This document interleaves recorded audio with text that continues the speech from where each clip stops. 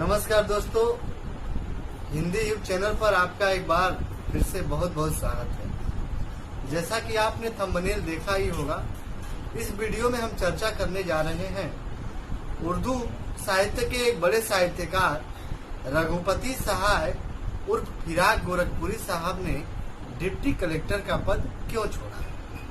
तो आइए सबसे पहले हम संक्षेप में फिराक गोरखपुरी साहब के बारे में थोड़ा सा जान लेते हैं।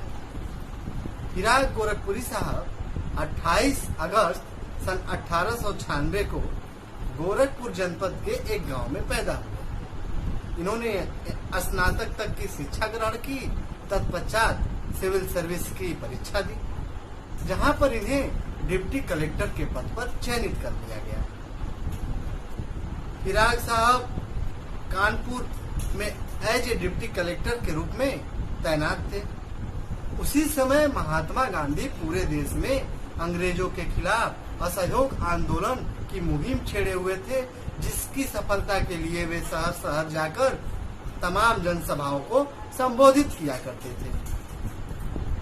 इसी संबोधन कानपुर के महात्मा गांधी के भाषण को सुनकर फिराक साहब बहुत प्रभावित हुए और उन्होंने डिप्टी कलेक्टर का पद छोड़ दिया।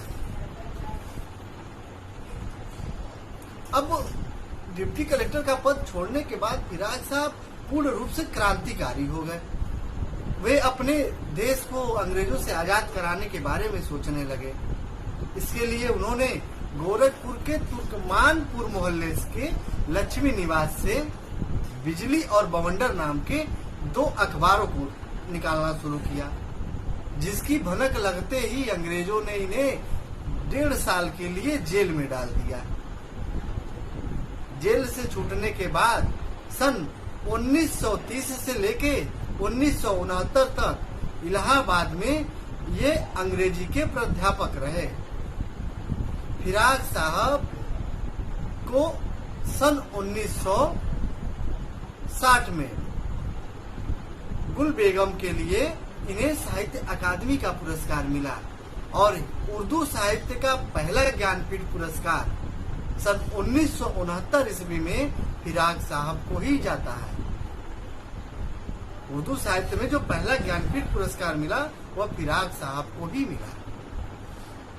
ऐसे महान उर्दू साहित्य के साहित्यकार फिराक गोरखपुरी साहब, जिन्होंने देश को आजाद कराने के लिए डिप्टी कलेक्टर पद को भी न्योछावर कर दिया। उनके साहित्य और उनके साहित्यिक रूप को आप सभी लोग बेहतर रूप से जानते होंगे। आज हमने उनके क्रांतिकारी रूप के बारे में आप लोगों के बीच में चर्चा किया। बने रहिए हिंदी युग के साथ ऐसे ही और रोचक वीडियो के लिए।